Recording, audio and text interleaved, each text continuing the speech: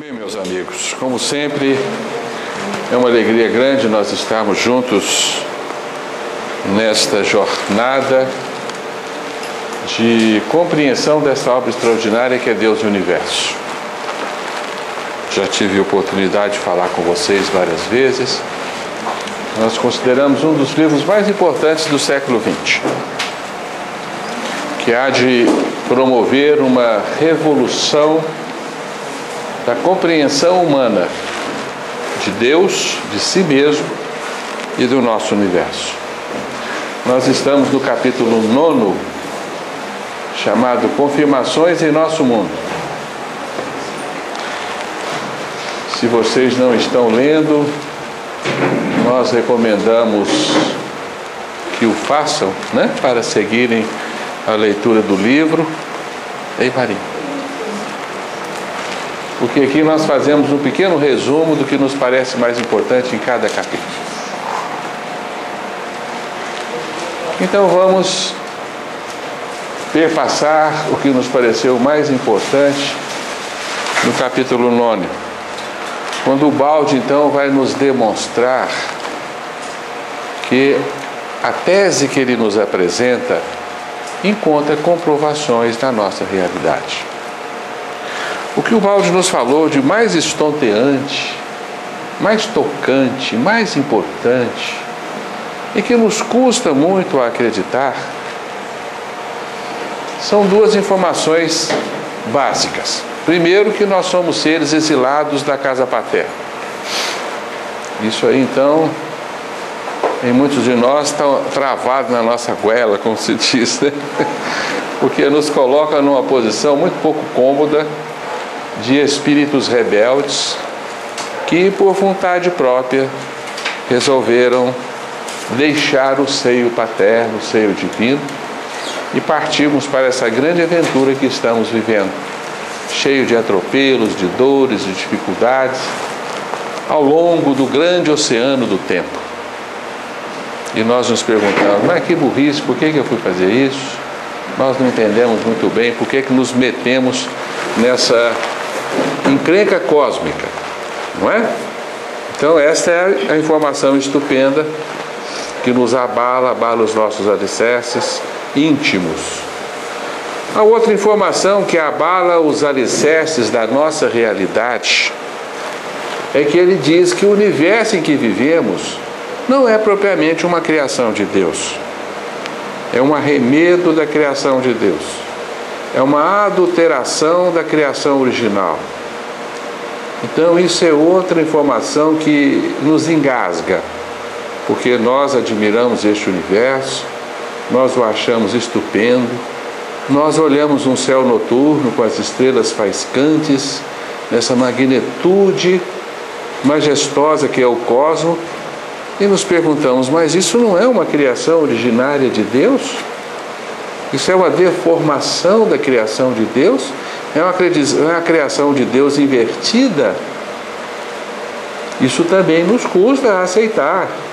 Nós ficamos um tanto quanto intrigados, ou se aceitamos, ficamos decepcionados. Ora, mas então nós não estamos num universo divino, num maravilhoso universo divino que Deus criou para nos albergar com todo o seu amor, com todo o seu carinho pelos seus filhos? Não é assim? E não é. Parece que o balde tem razão, tudo nos leva a crer que tem razão, que este nosso universo, ele admite qualidades que são opostas às divinas. Então essa é uma informação estupenda. Então essas duas informações fazem parte da grande teoria da queda. E o balde então está tentando nos convencer de que isso é verdade. Nós já vimos que o Evangelho corrobora essa hipótese, Cristo falou dela o tempo todo. Nos apresentou como espíritos falidos, ovelhas perdidas, filhos pródigos, mortos na matéria, carentes da verdadeira vida, que é a vida eterna. Então o Evangelho nos fala isso de uma forma claríssima, E a ciência vem nos demonstrando que o nosso universo, de fato, tem características que não se coadunam com Deus. Que Deus não poderia ter feito o universo da forma como ele é, o mundo da forma como ele é. E isso é muito importante porque nós colocamos Deus no seu lugar. Deus como um ser absolutamente perfeito, sábio e extremamente amoroso, que só desejou o amor, o bem e a felicidade para os seus filhos. Isso é muito importante. Nós resgatamos um conceito de Deus que até então nós estávamos um pouco ludibriados, achando que Deus estava certo ao criar este universo. Então nós vamos perpassar algumas características deste nosso mundo que nos falam que o mundo não é divino como nós gostaríamos que fosse. Ele tem certas incongruências que não combinam com um Criador perfeito, um Criador justo, sábio e amoroso.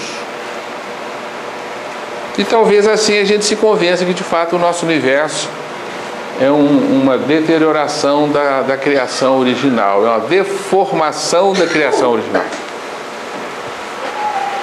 Por isso o Balde chama o nosso universo de uma doença no seio da eternidade. Isso é muito pesado, né? Nós habitamos uma região doente da criação, né? É extremamente penoso nós admitirmos isso, porque nós somos os seres enfermos deste grande...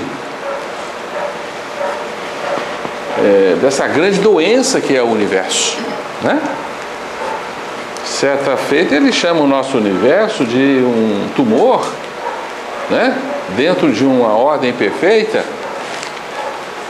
E aí nós também ficamos arrasados ao nos admitirmos como as células tumorais desse grande tumor, esse procotoma imenso que é o nosso universo, né? Isso é doído. Por isso que muitos repelem o Balde, não aceitam o Balde, porque se dói.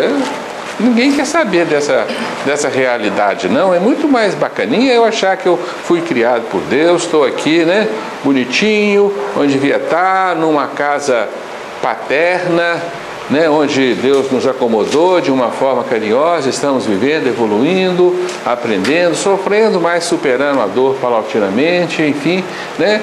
Se nós nos acreditamos num roteiro normal de vida, nós ficamos mais acomodados, né? Ficamos um pouco mais felizes, né? Ficamos mais satisfeitos, não é assim? Mas continuamos ingeridos em erros milenares, multimilenares, né? Então essa crença precisa modificar, né? Porque senão a gente acomoda, tenho toda a eternidade para evoluir, né? Tem alguns defeitos, mas ao longo da eternidade vou trabalhar esses defeitos. Eu vou me acomodando, né? Acomodo com esse mundo, e com isso nós vamos retardando os nossos passos e trazendo prejuízos graves para a nossa evolução. Mas se você acredita que você está num regime anormal, você vive um ambiente, um mundo que não é aquele que Deus criou para você, que você é de uma outra natureza, que você está fora de casa e tem que voltar, isso gera em nós um certo anseio, uma certa ansiedade por voltar. E até mesmo um desespero por voltar para casa, né? Isso é extremamente salutar, é extremamente saudável para nós, porque nós vamos apressar os nossos passos, né? Vamos corrigir os nossos erros com mais veemência, mais vontade, e vamos ter um objetivo, um norte a seguir: voltar para a casa de Deus. Recuperar o que nós tínhamos e não temos mais, né? Então, com esse norte, com esse objetivo, ficará mais fácil nós nos superarmos, superar as nossas dores, enfrentar os nossos dissabores e nossas dificuldades, né? E caminharmos mais depressa, né? Eis a importância dessa tese, dessa teoria de Ubaldi, né? Ela traz, então, uma verdadeira revolução no nosso íntimo, que é uma revolução evangélica, né? Que é o que Jesus veio nos trazer, de fato. Então, vamos seguir e tentar justificar, né? Tentar então confirmar a tese de Ubaldi, porque nós vamos ver que só a tese de Ubaldi pode explicar-nos certas incoerências da nossa realidade. Nós vivemos imersos na maldade, na barbárie, na destruição dos seres pelos próprios seres, né? Nós aprendemos na doutrina espírita que habitamos mundos ainda da escala inferior, né? Porque segundo a doutrina espírita, os mundos vão dos mundos inferiores aos mundos superiores. Os mundos inferiores são os reinos primitivos do espírito, onde reina a barbárie, a crueldade, a maldade de todos contra todos, onde todos se degradiam num regime de vida e morte, uns comem os outros, né? Gera um regime de vida sanguinolento e bárbaro que caracteriza os mundos inferiores. Nesses mundos reina o mal, porque são seres extremamente egoístas que querem cuidar da própria vida e não se interessam pela vida do outro, né? Esses mundos bárbaros, esses mundos inferiores, passam para mundos de expiações e provas, que é o que vivemos, depois mundos de regeneração, enfim, mundos felizes e mundos divinos, né? Essa é a escala de evolução dos mundos. Então nós nos perguntamos por que é assim.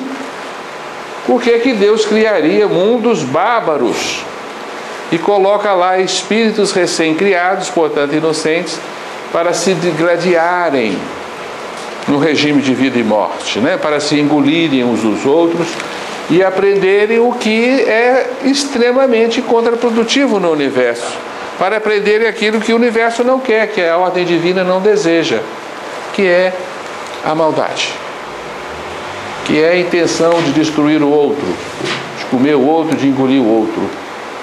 Não é isso? Isso não é da alçada divina. Deus não poderia estar ensinando isso aos seus filhos recém-criados e tenros. Então nós ficamos diante de um paradoxo, né? De uma grande incongruência. Como Deus cria filhos e submete esses filhos a esse regime de vida para depois, muitos milhões de anos depois, educar esses filhos para que eles deixem esta barbárie e assumam o amor ao próximo.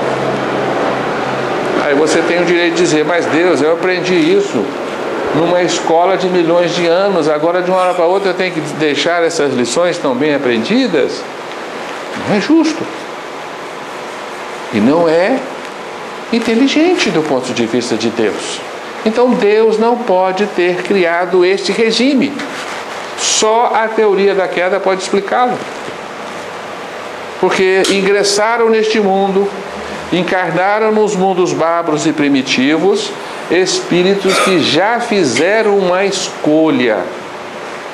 Escolheram vivenciar intensamente o egoísmo. Esses espíritos são espíritos caídos, que somos nós, né? Portanto, o Balde nos explica, o nosso mundo faz parte do universo desmoronado e por esse motivo a vida se desenvolve aqui em uma atmosfera de revolta, de mal e de dor. Porque, por exemplo, o homem é tanto mais destruidor e rebelde, né, acrescentamos, quanto mais evoluído, de onde deriva o instinto vandálico dos primitivos, não pode ser de Deus. Aqui a manifestação do ser é a agressão e a destruição. Desta forma, o mal, em última análise, torna-se um meio utilizado para a libertação do próprio mal. Deus vai usar o mal, que é próprio da ingerência do ser, para que este mal deixe de existir. A sabedoria divina vai fazer isso. A sabedoria divina vai fazer com que a destruição trabalhe em benefício do ser, construindo nele a verdadeira bondade e o real amor. Mas a destruição e o mal não podem ser divinos. O Livro dos Espíritos não fala isso, né? Só pode vir de Deus o bem. Então, como explicar a existência da destruição e do mal?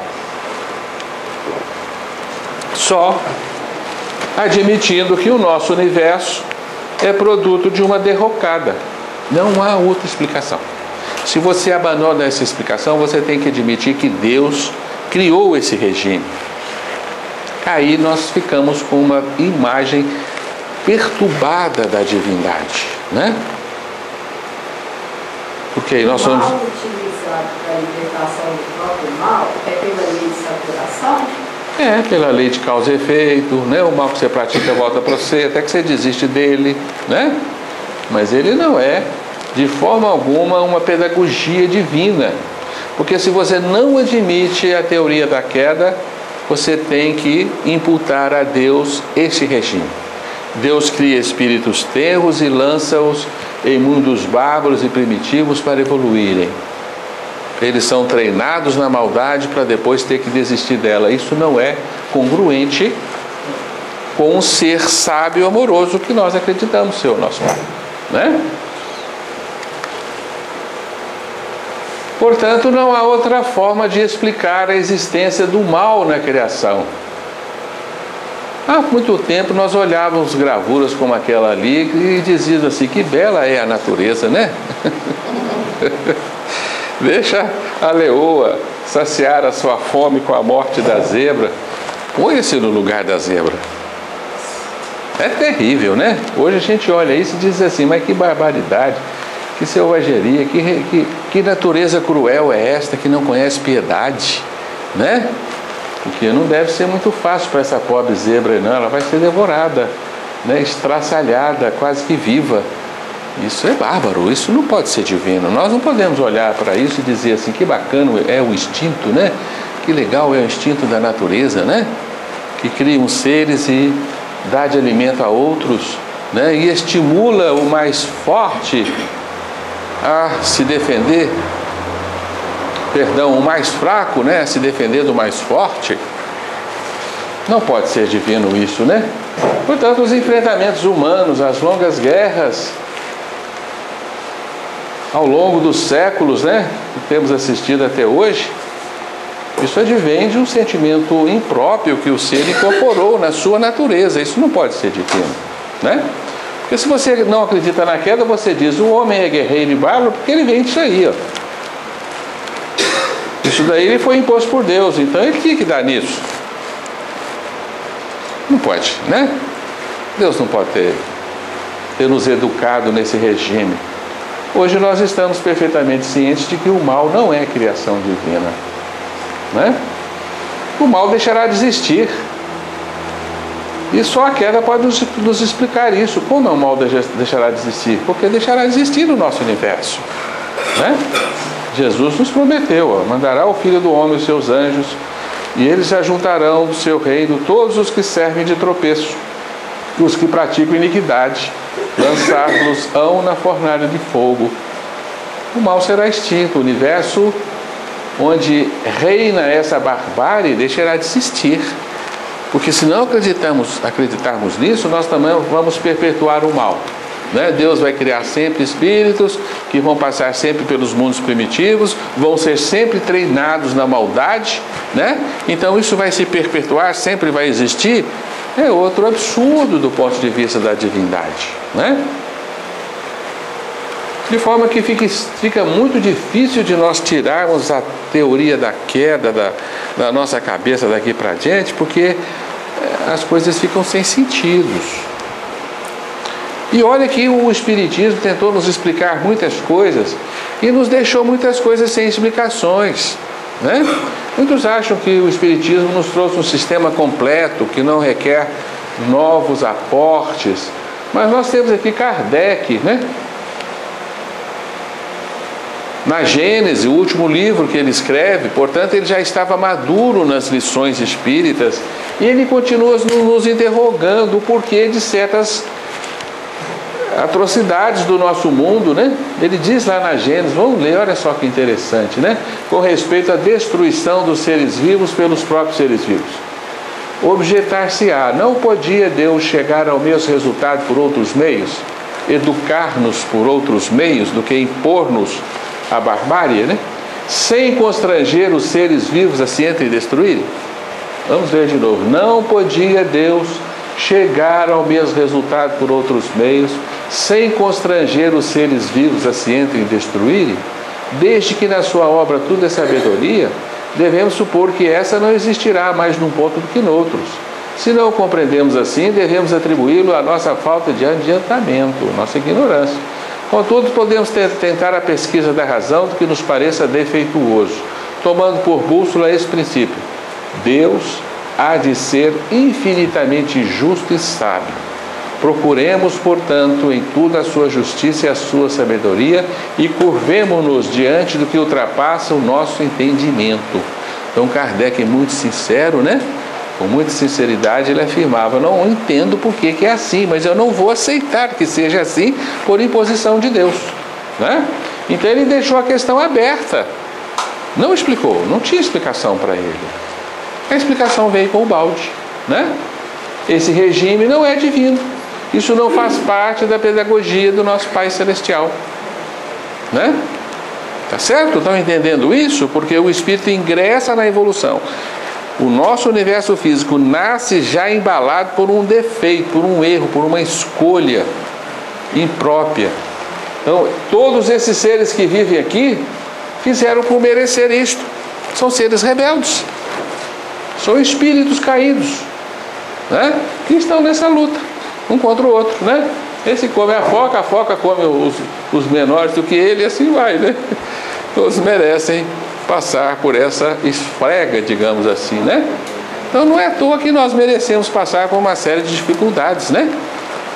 Não é à toa que estamos aí, né? Subordinados a grandes dificuldades, inclusive doenças que são próprias da realidade do mundo, né? Uma dengue. Vocês acreditam que Deus teria, né, teria criado o Aedes aegypti, né? E o vírus da dengue e de outras doenças só para nos maltratar?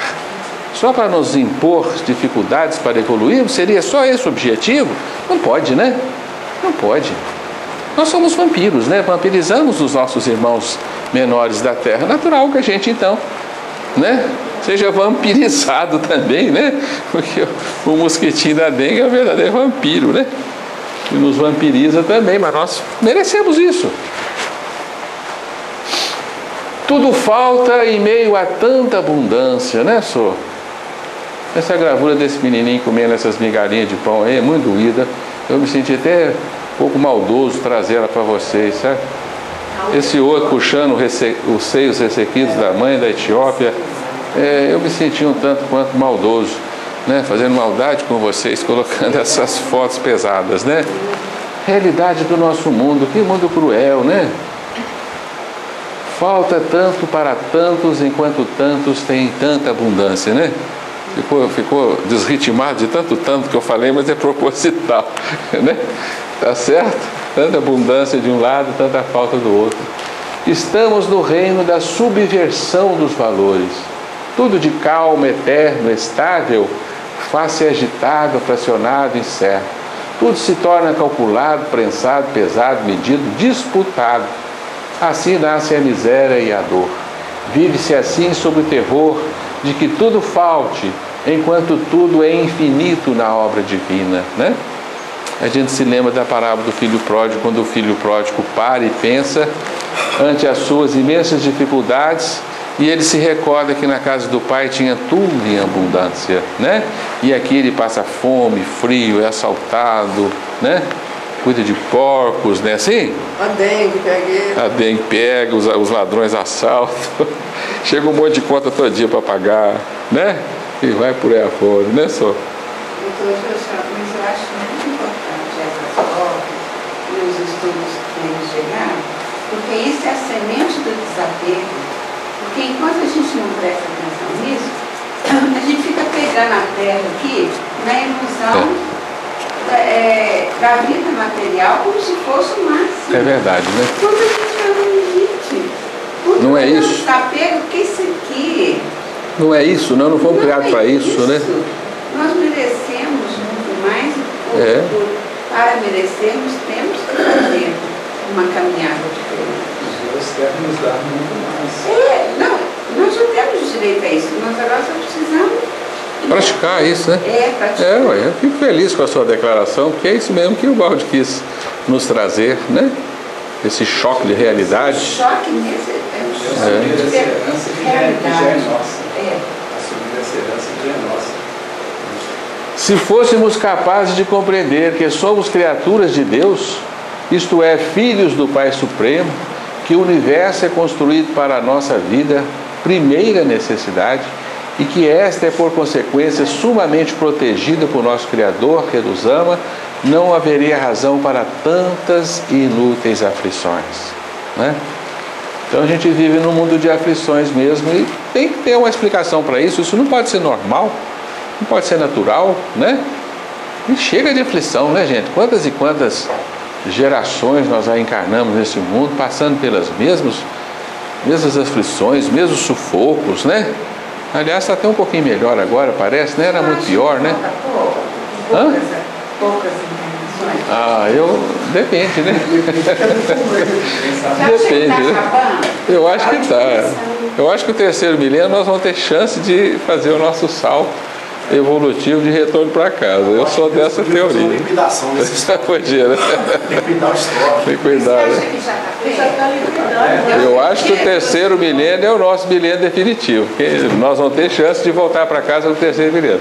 Se não conseguimos, vamos, né, infelizmente, ter que enfrentar muitos muitos milhões de anos aqui ainda, né? Mas teremos a chance, né? A dor está muito intensa porque é o resgate de dívidas seculares. É verdade, né? Esses bichos existem nas profundezas marinhas, são os monstros das profundezas, né? São peixes bizarros. Eles são horrorosos de feios, são fake dói, são estômagos ambulantes com arcadas dentárias terríveis e nada mais, né? Eles são artimosos, eles têm uma hastezinha que é um apêndice que atrai a vítima, né? O peixinho descuidado vai querendo, ele fica escondido na escuridão. Esse trem aqui costuma ser até luminoso, fica mexendo assim, o outro vai comer e ele come o outro, né? Então todos eles têm artifício. Esse aqui, ó, esse é uma isca, né? Esse aqui tem a isca dele que não apareceu. Ele tem uma outra peculiaridade estrombótica. Ele pode comer um peixe maior que ele mesmo. Foi esquisito, né? Esse aqui até com um peixe no estômago maior que ele mesmo, né? Isso chama diabo do mar. É das trevas, né? E nós nos perguntamos, Deus criou esses bichos? Deus deu forma a esses espíritos primitivos? Deus deu essa roupagem para eles? Isso é criação de Deus? Você olha assim e fala, mas não é possível, o que Deus estava na cabeça quando criou isso, né, senhor? Ficou muito feio, podia ser mais bonitinho um pouco, podia ter uma outra forma de viver, né? Então nós nos negamos a acreditar que este mundo é inteiramente divino, porque existem absurdos neste mundo. Isso é uma aberração de formas que não podem ser imputadas a Deus, né? E o balde nos fala, a criação desmoronou nas trevas, mas em sua profundeza permaneceu muito a luz. O espírito caiu no mal, mas em sua intimidade ficou o bem. Tem um anjo aqui dentro, né?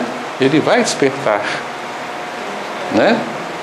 E ele vai se recordar muito mais tarde, infeliz, desta vida nas trevas que ele levou durante largos e largos milênios, né?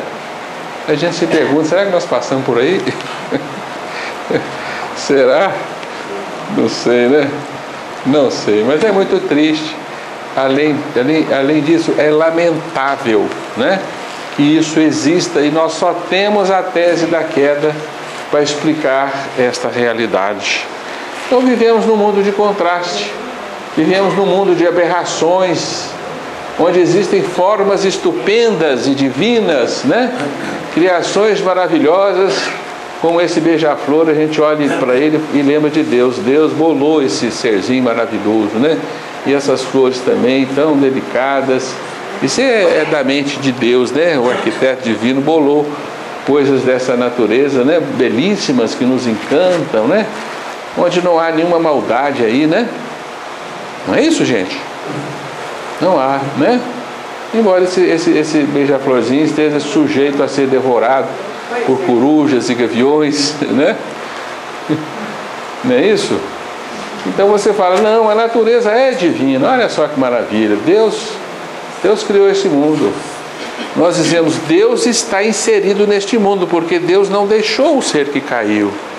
Deus permanece na sua intimidade como ordem, como vida, como estímulo de ascensão, né?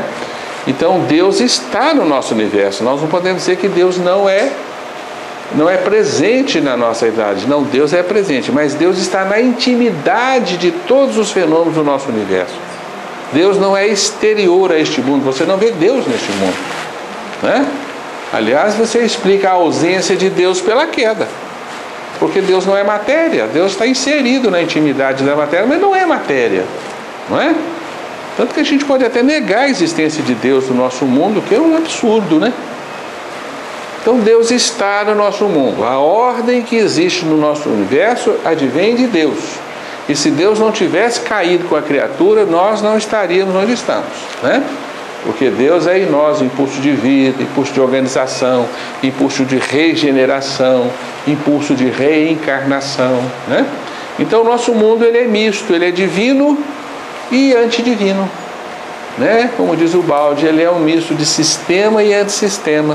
Por isso ele tem ordem e desordem, tem beleza e feiura, tem maldade e bondade, tem vida e morte, tem construção e destruição, tem bem e tem mal, não é? E só a queda nos explica isso.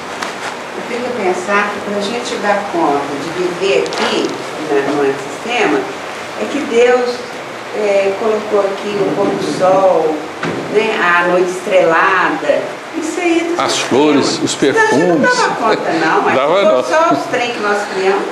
É verdade, você tem razão, isso é pertinente à misericórdia divina, né? Você tem o amor das pessoas, dos filhos, dos pais, né? Você tem uma série de apoios a despeito de todas as misérias, né?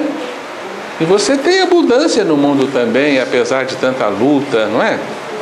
O mundo continua sendo bom, apesar de imperar nele a maldade, né? A destruição, não é verdade? Porque Deus teve misericórdia e caiu conosco, né? Mas então eu estava dizendo para vocês que vivemos nesse mundo de contrastes. Encontramos formas maravilhosas na natureza, onde a gente aplaude a inteligência de Deus, mas encontramos, infelizmente, outros seres que não merecem o título de criação divina, né? Seres inteligentes que conhecem a química dos venenos, né? É preciso muita inteligência para criar um veneno. A nossa inteligência humana, né, tem que estudar muito para descobrir como é que cria um veneno, né? Mas esse serzinho já sabe disso, né? Só a queda para explicar isso. Deus não poderia ter criado este ser, né? Neste ser uma capacidade de sintetizar venenos, isso é divino? Não pode ser. Nós nos negamos a aceitar isso, né? Mas o que tem de ordem nele, o que ele tem certa ordem, é divino, ele tem um divino dentro dele, né? Aí mora um anjo, que um dia vai ser um ser extremamente amoroso e benéfico para todos, né? Como explicar a presença da dor e da morte? E aqui nós vamos entrar num capítulo muito importante, nós vamos continuar falando dele no estudo do Lázaro, né? Que é uma nova compreensão que nós temos da morte. Porque a doutrina espírita nos deu uma compreensão alentadora da morte. A morte como uma passagem, a morte como uma migração para o mundo dos espíritos, uma morte como um portal para uma outra realidade melhor do que essa, né? Isso nos trouxe muito consolo, não é verdade? A morte deixou de ser aquele bicho-papão, aquele ser horroroso, né? Embora a gente permaneça ainda com um pouquinho de dúvida, mas é verdade mesmo, eu vou sobreviver. Ainda temos dúvidas, né, a respeito de para onde nós vamos, vou para o umbral, vou ficar, né, nos planos inferiores, o que vai ser de mim, né? Vou acordar, vou ficar dormindo. Existe uma série ainda de imposições, de dúvidas a respeito da morte. Mas hoje, com o balde, nós entendemos que nós não fomos criados para a morte. A morte não é normal.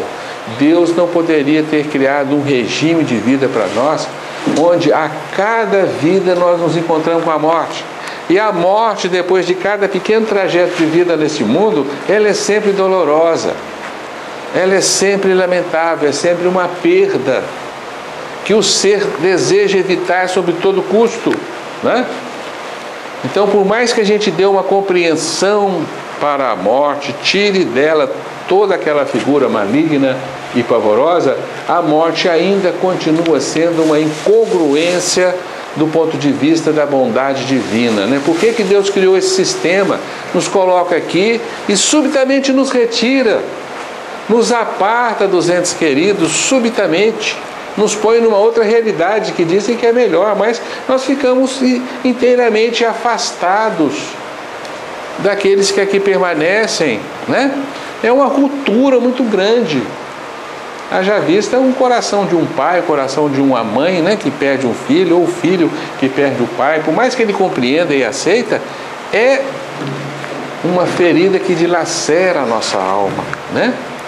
Por isso os animais fogem da morte, os animais têm pavor da morte, né? Não pode ser uma pedagogia divina. Com o balde, a morte tornou-se produto da queda. A morte não existe no reino divino. Nós não fomos criados para morrer. Isto é uma deturpação, isso é uma anomalia, só pertinente aos seres que se vestem de matéria, se vestem de corpos. E os corpos são perecíveis, são deterioráveis, são degradáveis, né? Por isso a gente não está nunca de acordo com a morte, com o envelhecimento. A gente está sempre lamentando o nosso envelhecimento, né? Nos lembrando como é que a gente era mais bonitinho. Pelo menos um pouquinho melhor do que é. E a morte, a velhice vai deteriorando, a matéria vai se corrompendo, né? Vai se degradando, trazendo uma série de infelicidades para nós. E hoje nós entendemos que isto não é da vontade de Deus, né? Por isso o balde nos fala, o espírito se deve viver depois que caiu, né? Só pode fazê-lo de maneira fragmentária, periodicamente submetido ao retorno agoniante da morte e do nascimento. Porque nascer também é uma outra espécie de morte para o desencarnado, né? Eis a vida, originariamente una e agora assim despedaçada. Essa precariedade, contudo, é a qualidade que lhe faculta a evolução, como único meio para que de cada vez ganhe em perfeição. O dano é assim, ao mesmo tempo, o remédio. Eis o doloroso ciclo incessante da vida e da morte, das sucessivas reencarnações, de que só a evolução espiritual nos poderá libertar. A evolução avança para a superação da morte. Então a morte não é um regime natural imposta à vida dos filhos de Deus. A morte é o domínio das forças do antissistema, que periodicamente incidem sobre nós e nos dominam. Então, morte é o conjunto das forças destrutivas que nós embalamos em nós com a nossa queda, com a nossa revolta, né? Então é um eco da queda. Cada vida vem aquele embalo de destruição que nós incorporamos em nós, né? E nos leva à destruição dos nossos corpos. Não é isso? Promovendo-nos esses choques biológicos de vida e de renascimento. Isso é agônico para nós, mas nós deveremos nos libertar deste cruel regime de vida, né? Então agora para nós, nascer, viver, progredir e morrer não é normal. Estamos subordinados a esse regime porque somos seres caídos, mas isso não é mais normal. Não é um regime idealizado por Deus como uma normalidade para todos os seus filhos. E continua o balde. Na terra, o princípio do eu sou, que é o princípio de vida, que é o princípio divino, mesclou-se ao do eu não sou, o princípio da morte, o princípio da destruição, o princípio do antissistema, consequente da queda. A lei impõe que a unidade fragmentada se deva refazer laboriosamente, através da dolorosa operosidade da existência.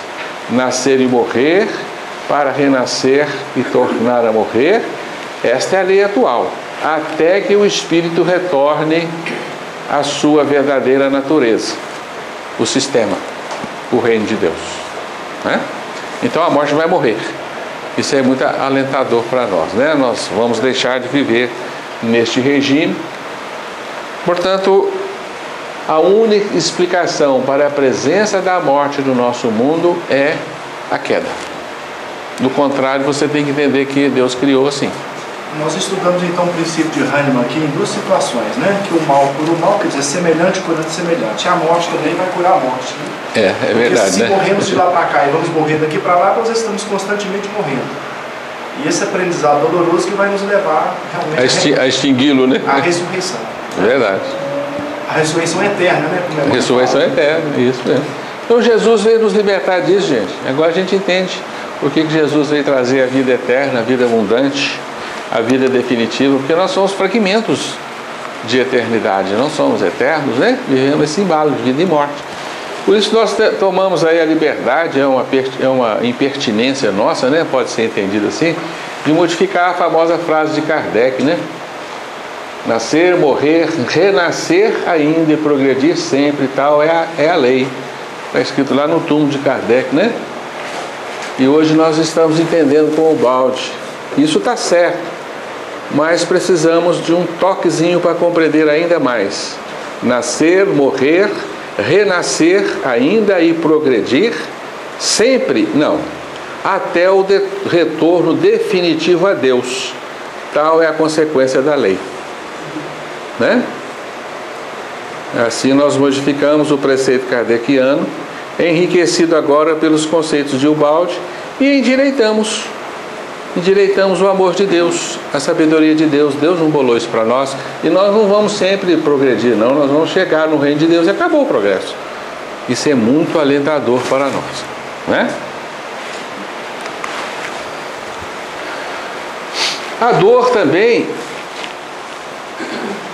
é difícil de explicar porque que ela existe no nosso mundo. É claro que existe aquela dor que é consequência aos nossos atos, às nossas ações, e numa vida você expia as dores que você semeou na outra vida, né? Mas existem certas dores que fazem parte da natureza, fazem parte do mundo. André Luiz chama essas dores de dor evolução. A dor dos animais, por exemplo, né? Não se justifica por uma lei de ação e reação. Não seriam fenômenos provacionais como são as dores humanas, né? Então a dor está inserida como um regime de vida. E nós nos perguntamos por que é assim. Por que Deus incorporou a dor como a orientadora da evolução? Isso não poderia ser produto do amor de Deus, mais uma vez. Isso não pode ser próprio da sabedoria divina. Mais uma vez nós nos negamos a reconhecer isso, né? E entendemos que o Espírito passou a viver neste regime em decorrência das suas escolhas, em decorrência da sua queda, né? Então diz Ubaldi, Deus imanente, que é o Deus interno, né? Desceu a sofrer na forma, no íntimo do eu da criatura caída, para reerguê-la, para reerguer-se nela ao seu aspecto originário e perfeito de Deus transcendente. Então Deus caiu conosco para nos recompor, nos restituir e nos levar de volta à transcendência. A dor, pelo contrário, se bem compreendida, deve fazer-nos sentir mais próximo à presença ativa e salvadora de Deus imanente, a qual mais nos devemos unir. Que maravilha para o intelecto e que conforto ao coração chegar a compreender que a dor é um ato de amor com que Deus nos agracia para induzir-nos a retomar o caminho certo de nossa felicidade, que havíamos abandonado. Agora podemos compreender melhor que se trata de um remédio que nos cura, de uma escola que nos instrui. Então, com a queda, a dor se torna perfeitamente compreensível, justificável.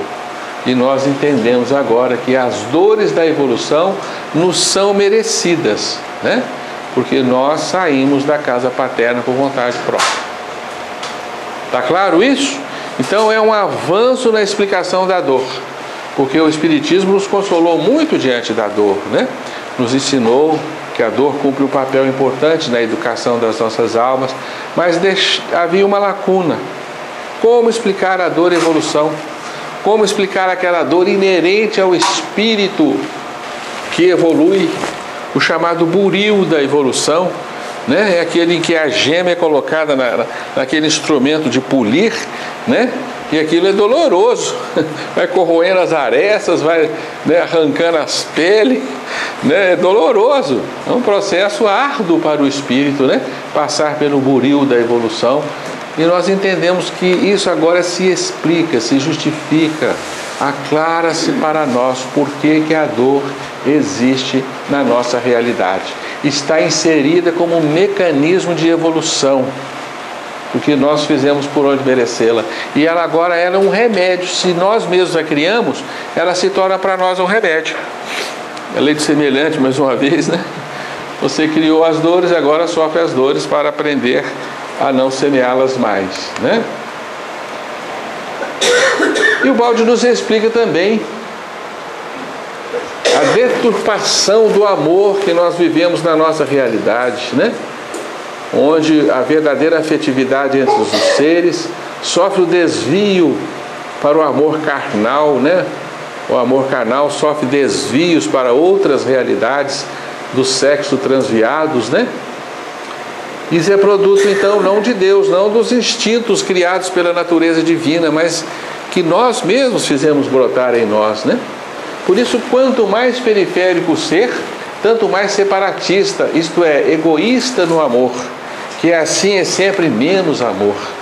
Quanto mais central for o ser, tanto mais é unificador, isto é, altruísta no amor, que assim é sempre mais amor. Então, com a queda, nós desmoronamos, inclusive, a nossa capacidade de amar, que se tornou uma prática de um verdadeiro egoísmo, né? Queremos o nosso prazer, a nossa felicidade, que se dane o outro, né? E, enfim, terminando aí essas justificativas da queda, nós nos encontramos com outra incongruência.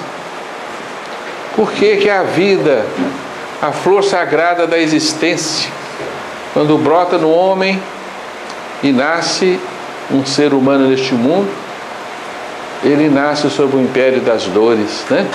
As dores do parto, as constrações são muito dolorosas para a mamãe, né? O recém-nascido, ele passa por uma esfrega danada para atravessar o canal do parto, né?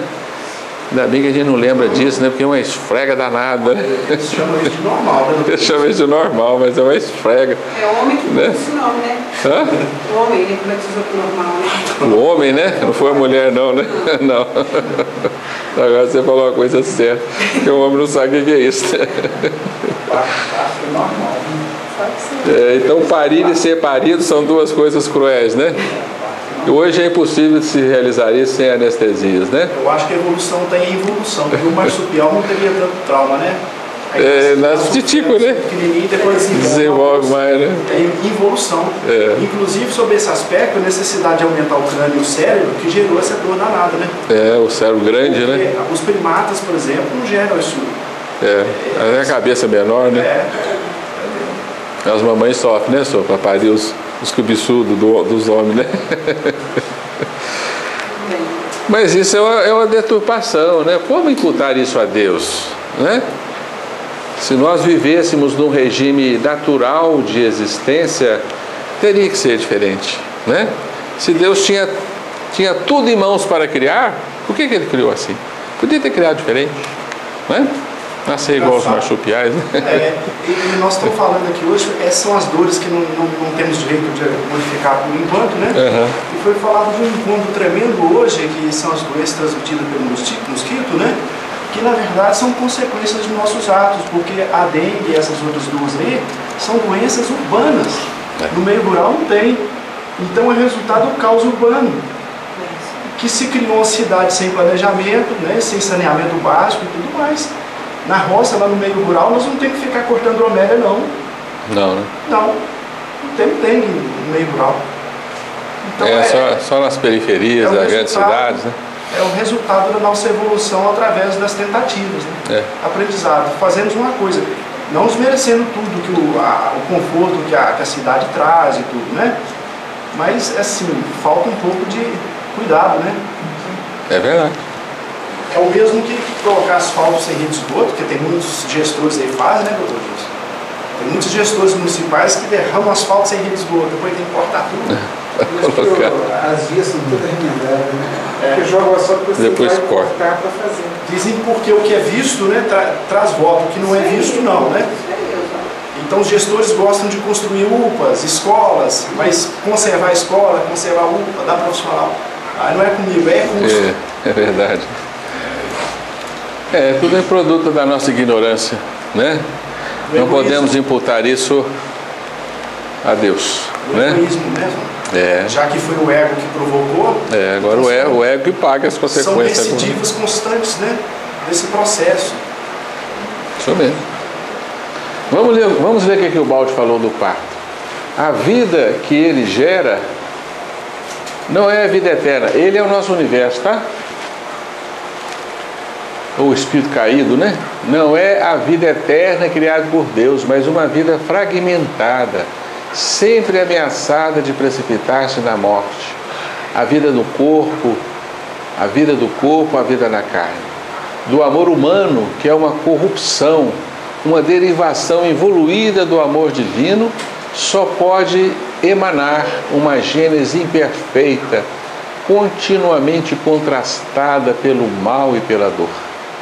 Como se vê, há uma razão profunda pela qual o parto deva ser doloroso, mas não de ordem apenas fisiológica. E que a gênese criadora não somente tem de dar uma vida fragmentária, mas também de cumprir-se em posição negativa de dor, isto é, as avessas do ordinário em Deus, em que a gênese é alegria. Então a gênese humana é uma alegria mista de dor, né?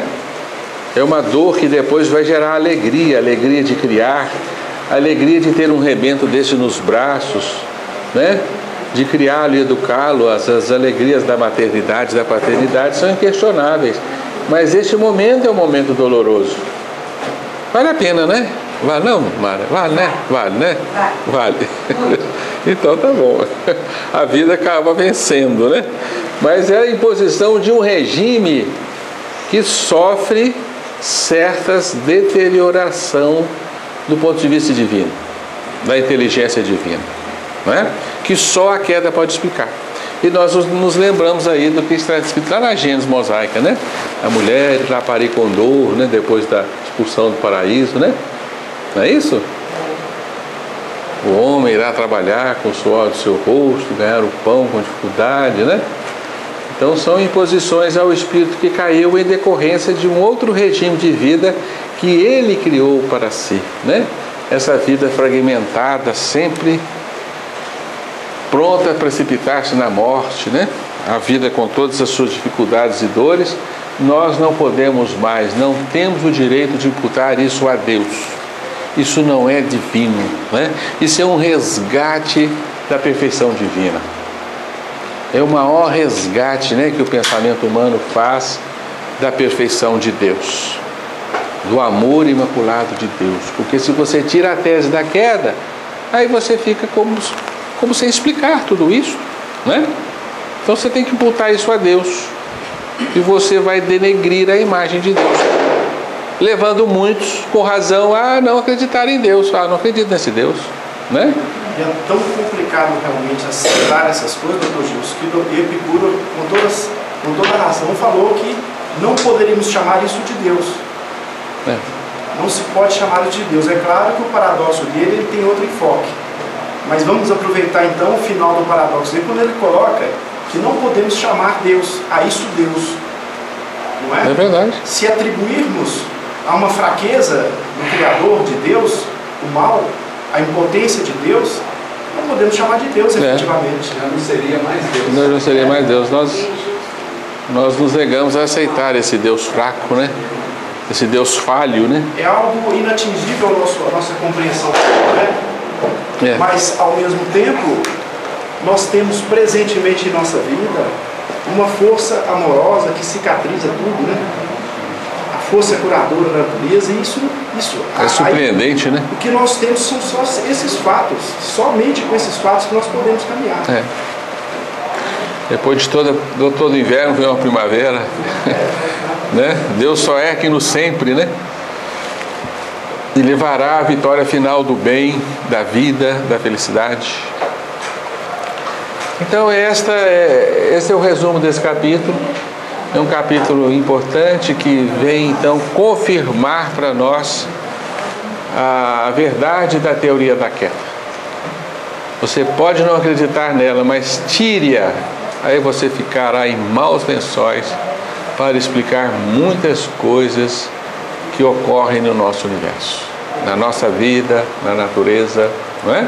Ficará difícil demais. Não, Oswaldo? Eu não conheço, não conheço muitos autores, né, sobre o monismo e tudo. Eu andei olhando um pouco sobre aquele europeu, aquele judeu, como é que é? Spinoza. Ele tratou do Deus imanente praticamente só. Ele não falou muito do Deus transcendente. E é no Deus transcendente que está o problema, a dificuldade. Né? Porque foi lá que aconteceu tudo. Mesmo? O Deus imanente, como nós acabamos de falar, ele cicatriza, ele nos ampara. Então é mais próximo. Né? Santo Agostinho também trabalhou muito essa imanência. Mas o transcendente aí, o Valde, eu só conheço o Valde. Um pouco das leituras que a gente tem. Mas ao mesmo tempo, acho que é a explicação mais avançada, como se Kardec estivesse falando para nós hoje, é o máximo que nós podemos compreender até agora. Mesmo que seja de uma forma mítica, porque a nossa razão não alcança a realidade, né? É claro, a teoria da queda ainda tem lacunas, né? Perfeitamente. Mas ela é a mais abrangente possível, né? Nós terminamos aí dentro do propósito, né, de conversarmos 1 hora e meia hora de debates. Se vocês têm alguma coisa mais para falar. Tem, Oswaldo? Exatamente, deve ter dúvida. Deve ter dúvida, né? A nossa irmã, como você chama? Isabel, pegando um gancho que ela falou de suma importância, que me lembrou agora, doutor Jesus, quando ela falou do desapego, o Balde, eu estou com um problema seguinte, às vezes eu registro, eu precisava trazer a página, a fonte. O Balde disse para nós que na construção do antissistema, que é o nosso mundo, todas as construções, se ele fala todas, nós podemos falar até os vínculos que são provisórios, né, afetivos, são construções afetivas, não são? Assim como as construções materiais, todas não têm um fim em si mesmo. São todas provisórias e o que sobra é só a experiência. O que levamos é só a experiência de tudo. Então não precisamos nos envaidecer de nada. Descobrimos uma forma, uma vacina da dengue, que maravilha, né? Você é autor então da penicilina e tal. Mas isso tudo se perde. Né? Todas as nossas conquistas, as nossas construções são efêmeras.